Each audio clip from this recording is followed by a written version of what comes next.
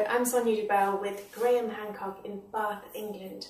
Graham is a phenomenal author, having written many books, having researched for 30 years, and really today we're going to talk about consciousness and his own personal journey. Hi Graham. Hi, good morning. So lovely to be here, good morning. So what I really wanted to ask you was about your personal experience with this shift in consciousness when you began writing Supernatural and your first journey with ayahuasca. Okay. Could you talk a bit about that? Well, I suppose to put that in context, I need to say where I was before I began writing Supernatural and before I began to work with ayahuasca. Yes. As a writer, tried to bring as much reason and analysis and fact-based study as I can to any subject that I'm investigating. You know, back in the 70s and 80s, I was just totally in that line. I was into current affairs. I was a journalist. I was investigating economics and politics and wars and famines. This was my kind of subject area. Yeah. But I began to get opened up during the 1980s into the intriguing area of historical mystery. It kind of crept up on me, and I began to realize that there was a mindset in our society that was over-dominated by reason and by rational materialism, and that with that mindset we can sometimes miss things. So I began to open myself up to mystery, but at the same time to try to explore those mysteries in as reasonable a way as possible. Yes. And when I came to write Supernatural, which was quite late in my personal journey, I'd written books like Fingerprints of the Gods, The Sign of the Seal, Heaven's Mirror, and so on and so forth. Before then, I really started off being interested in the mystery of human origins. Yes. But and wanting to explore that. But then I discovered that there had been this extraordinary moment in the human story, and relatively recently, when mankind suddenly began to create art. And we get the great cave art of southern Europe and petroglyphs and rock art, indeed, all over the world, all of which have extraordinary similarities. And that's where I felt the mystery lay. Why are there these similarities between unconnected cultures? Not only unconnected geographically, but unconnected historically too. They're thousands of years apart. What was going on here? Yes. And I found that the best possible explanation for this was that these works of art that transformed our ancestors, because truly humanity went through a transformative process when we began to make art. It affected every area of the human story.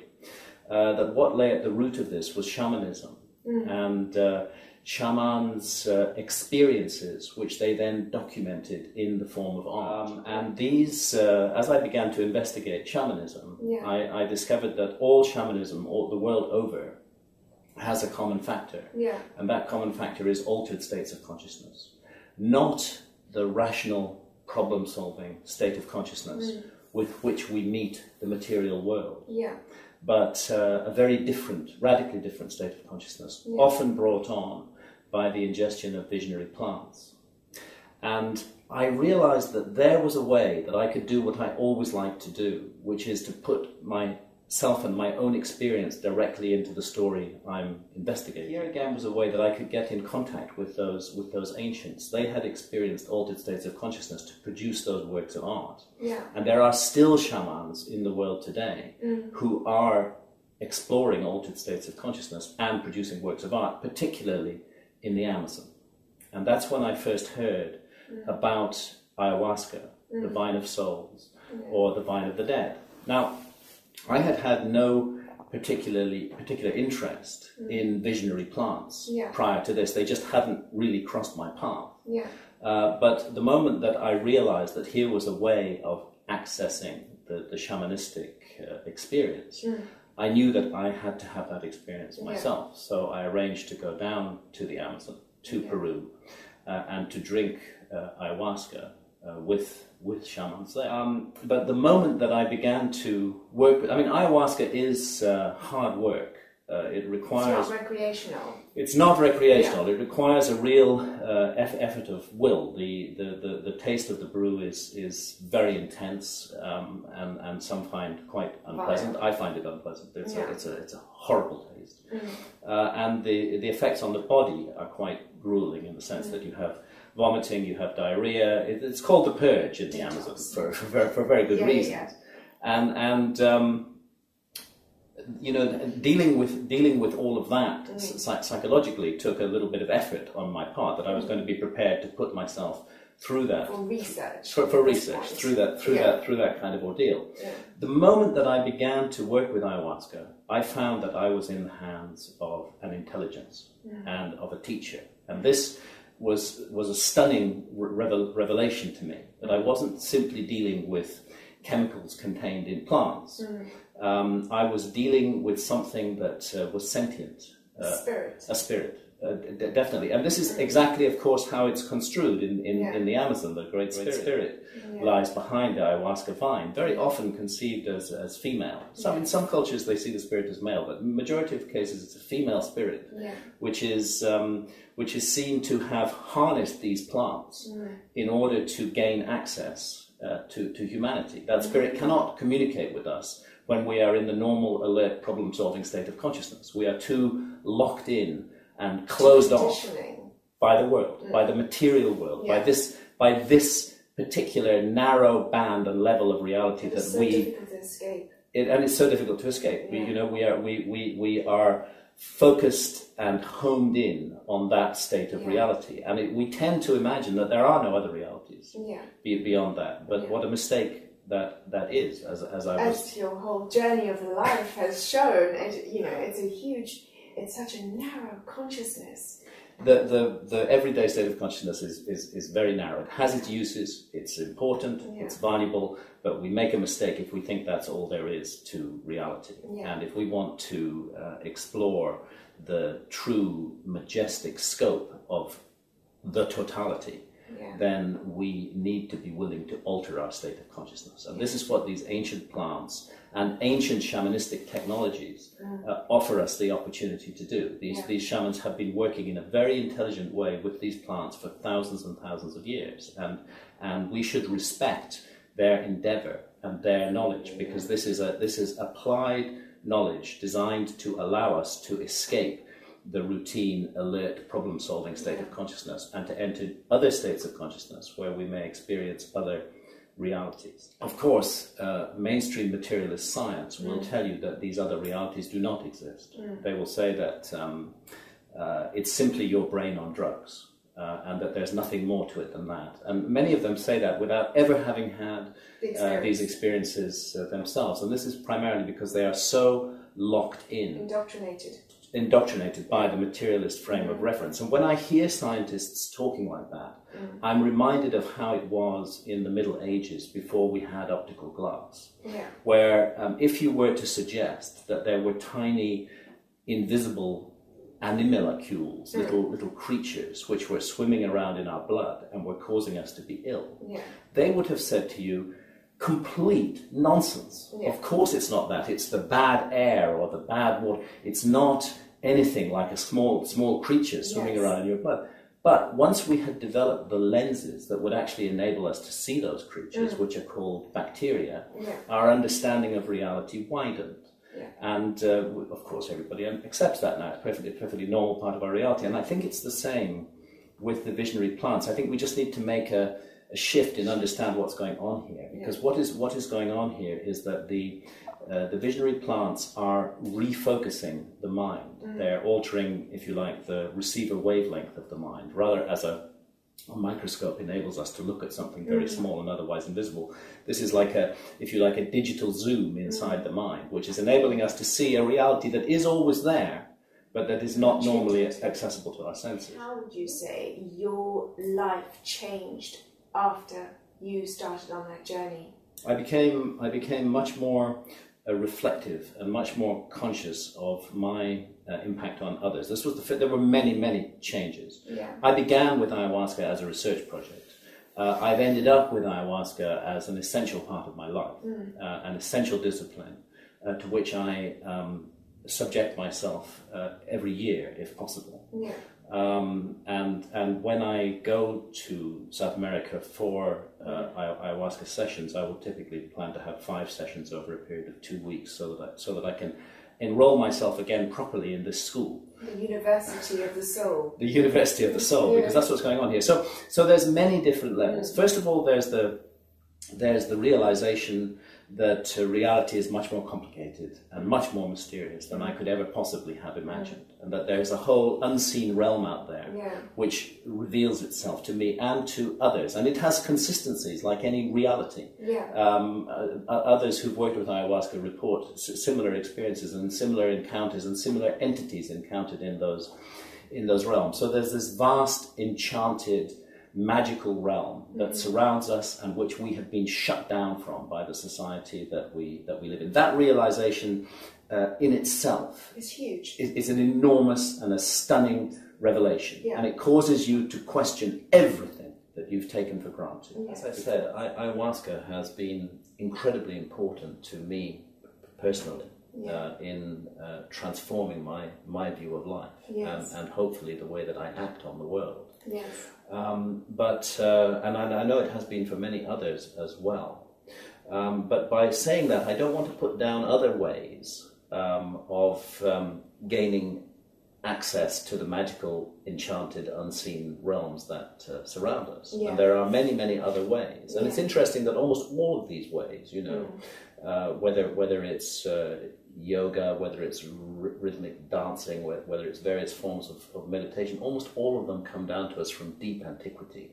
They have hugely ancient origins, and there are so many different systems. I know that some people dislike the idea of using what they think of as a drug to get into altered states of consciousness, and I've heard many people comment, that's too easy, that's not natural, you have to work incredibly hard to get these experiences. Yes, they're right, we do have to work incredibly hard, but nothing could be more natural, on the other hand, than plants that grow in the Amazon jungle.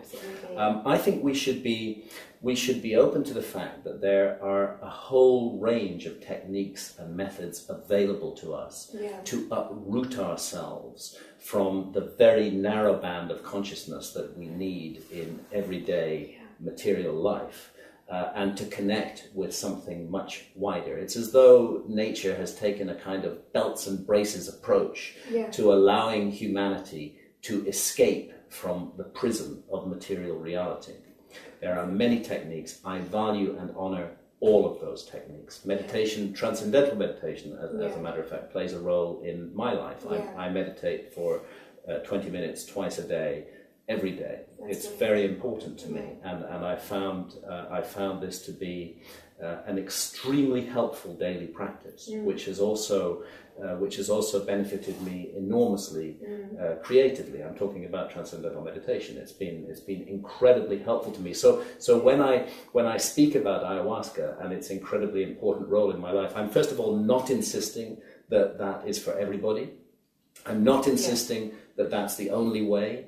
I'm saying that it's one of a range of techniques with ancient origins that have come down to us and that are always there to help us. And all we need to do is to reach out and connect with one or many of those systems, and we will find that the unseen wider reality that has so much to teach us does become accessible to us. So for those people who they don't have the opportunity of, journeying into the Amazon and doing ayahuasca, and it's a mom at home, and this consciousness, expanding of consciousness, can be reached through meditation. Absolutely, I say meditation is incredibly helpful. This is something that I hadn't realized before I was introduced to transcendental meditation. It was just how much the daily material world consumes our time. And it takes us up in a constant rush and worry and hassle. And there are very minor things that we're concerned about very often, but constantly preoccupying us. And it is a really excellent exercise yeah. to take a period of time,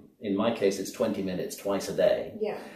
and just be silent, you know, and just go inwards, dive inwards rather than going outwards all the time, and see what is in those inner realms. That period of silence and that period of peace amazingly allows consciousness to expand and grow and to dismiss all the constraints on it that outside material reality normally imposes. And anybody can do that. We can all find 20 minutes twice a day to be silent and to contemplate inwardly.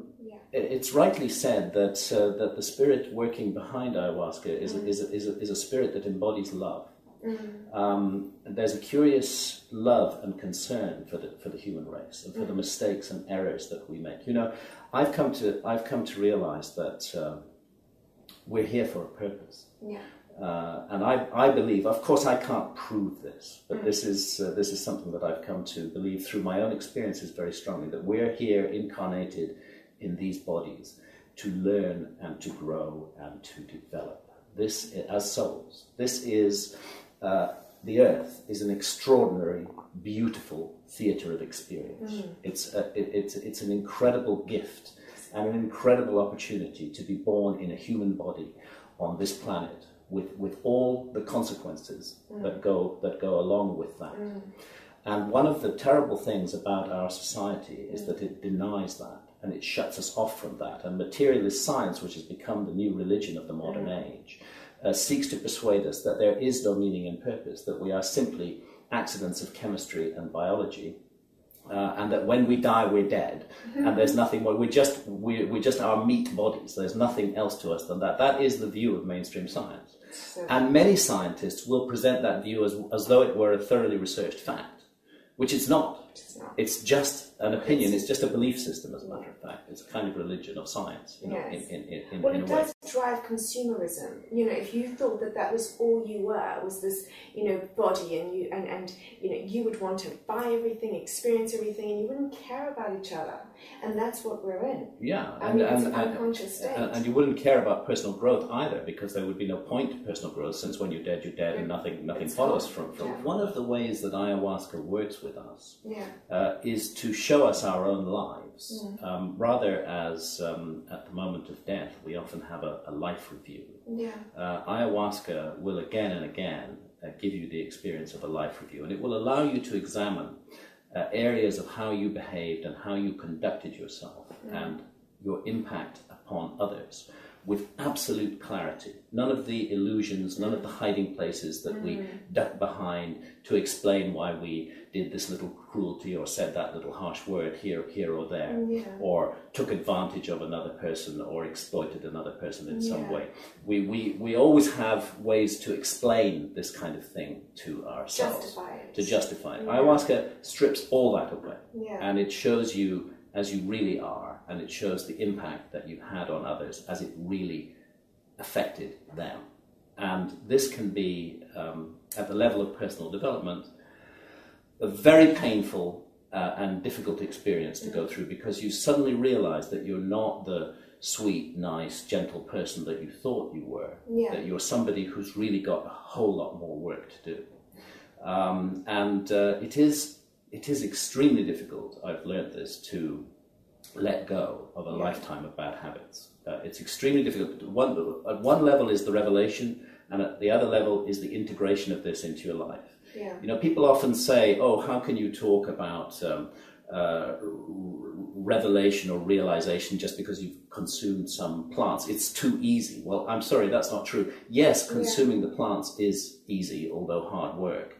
But the difficult thing is taking what you learn from those experiences and integrating it into your life. The journey, it just begins. It just begins. It's integrating those realizations. First of all, thank you to ayahuasca for giving us the gift of seeing what we really are. It seems amazing. It really does seem amazing. And I do think what you said before about what happened in the Dark Ages, that people were burnt at the stake, today is so accepted, and it feels like this is our dark age, this denial of growing consciousness, this just living in the bubble of mechanical culture.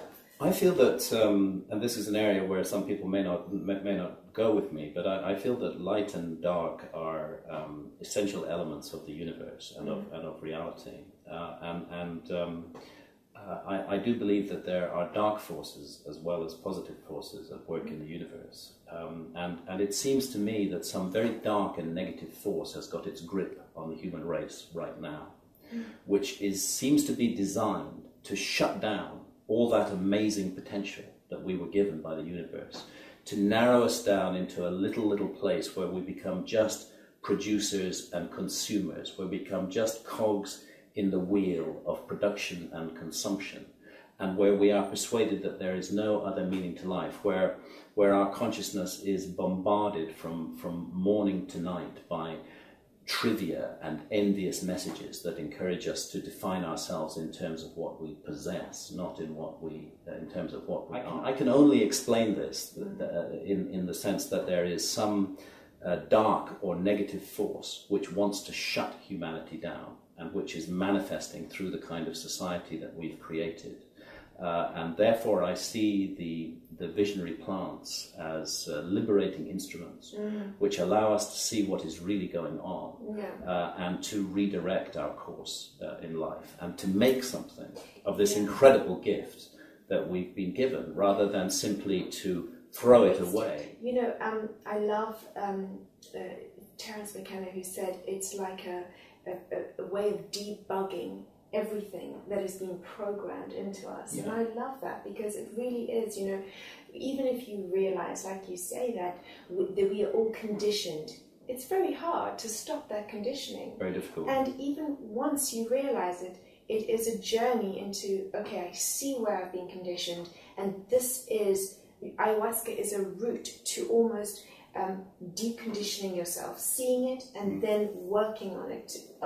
It's a work. It's not an easy. It's absolutely a work. Yeah. I'm very, very clear about that. It's a work. It requires will. It requires commitment, and it requires the willingness to make the changes that you're shown you need to make.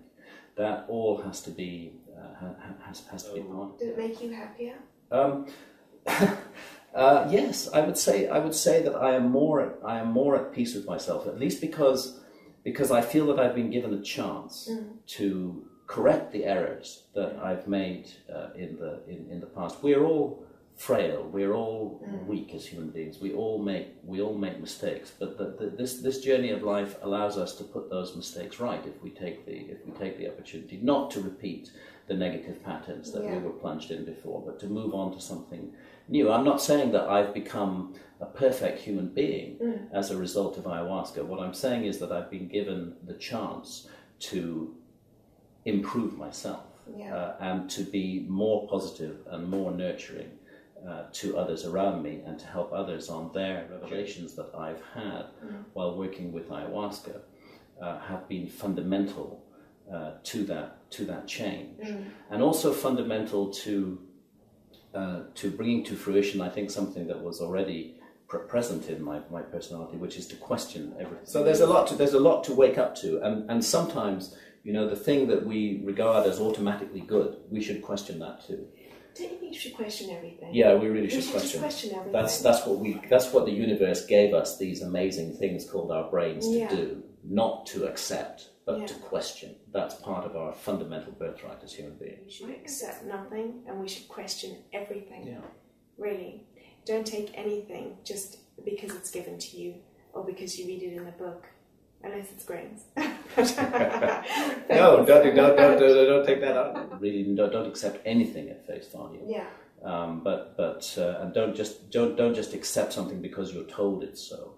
But to have the experience yourself and then come to your own conclusions. It's one of the main problems that I have with mainstream religion, as it is today, is the unthought out acceptance of a series of propositions. That simply because one is born into a culture where one's parents and certain officials tell you that things are so, one is supposed to accept that, and this is often backed up with ferocious sanctions and fear, driven indoctrination, and all it is a body of opinion and nothing more than that. There are no facts in these areas, and more with the mainstream religions, there are no experiences either. Yeah. It's like a huge grey bureaucracy that is totally out of contact with the realm of spirit, and that yet interposes itself between humanity and the realm of spirit and says this is the only way to do things. And I think where we're moving forward to. And where the visionary plants and the ancient shamanistic technologies are there to help us, is a world in which we base our ideas of the nature of reality on experience rather than on what we're told. And that's what's fundamental about ayahuasca, because ayahuasca is not a system that is taught to you by men or women who call themselves priests. It's not that kind of system at all. It is an experience. It is an experience. And when you have that experience, you are then in a position to make some decisions about it. It's not a body of knowledge that has been passed down by human beings. Yes, how to work with ayahuasca, that is a body of knowledge. There are certain things that shamans have realized it's wise to do with ayahuasca, that it's better not to work with ayahuasca on your own. It's better to be part of a circle. It's better to have a wise and experienced guide who's worked with the plant hundreds or thousands of times before, and is able to help those who go through difficulties. That it's better to create a ceremonial and a respectful atmosphere to surround this experience. All of that is passed down knowledge, but the experience itself, that's between you and the plant. That's something that directly happens to you, and which you can then make your own decisions about. As Dennis McKenna, the brother of Terence, has said, in this sense, it's the ultimate skeptic's challenge, because you're actually confronted by an experience, and then you must decide what you do with that experience. I feel that I was incredibly lucky to cross the path of Mother Ayahuasca, and I feel that it will be a lifelong journey. And relationship. And working with ayahuasca continues to teach me. I mean, I've been drinking ayahuasca now for nearly 10 years. But just last year in Brazil, I had a series of absolutely earth-shaking experiences with ayahuasca that caused me to make very significant changes in my life, changes that I never thought that I would even consider making. And I have made those changes and integrated those changes into what I do with the rest of my days on this planet. So I'm grateful that there is this mysterious loving entity who is prepared sometimes to put us through the mill in order to shake us out of complacency and make us think again about everything that we do. And to actually make this opportunity to live a life which is such a gift count. Make it count. Make it count, because what we have been given, billions of years of evolution, this gorgeous, amazing garden of a planet, the beauty and the mystery that surrounds us everywhere. How can we come here to this amazing place and just sit in front of the television for 70 years, It's just listening to reality TV, or listening to the pronouncements of the state, or for that matter, listening to the endless regurgitation of liturgy by religious figures. We are here to experience. We are here to learn and to grow and to develop. It's a precious opportunity. For all we know, we may not get that opportunity very often. We have to grab it with both hands and make the most of it. Part of making the most of it is not being a negative influence on others. That's also part of it. It's not just a matter of me, grabbing experience. No. Part of it is learning to be nurturing and positive, rather than toxic and negative. This is part of the process. And if we can go through life and come out of it feeling that we've done some kindness and some good along the way, as well as learning and growing and developing, then I think the ancient Egyptians had it right, that you're given this opportunity of life. And it's like creating a work of art that you get, 70 or 80 or 90, however many years you get. Can be a bit random. You get these years to create this work of art. And you just gradually work away on it like a sculpture over the years. And at the end of it, ideally, you should be able to stand back and look at the artwork of your life and say, I did good. I did good. I did a good job. I'm proud of the book I wrote. I realised I'd been given an incredible opportunity, and I did something worthwhile with it. And I came out of it wiser than I went in. That's amazing.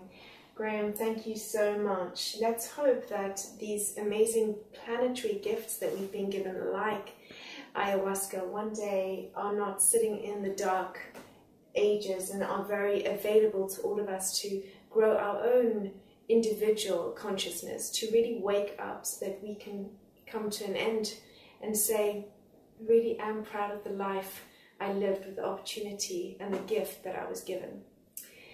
So thank you very much. Thank you. Thank you very much.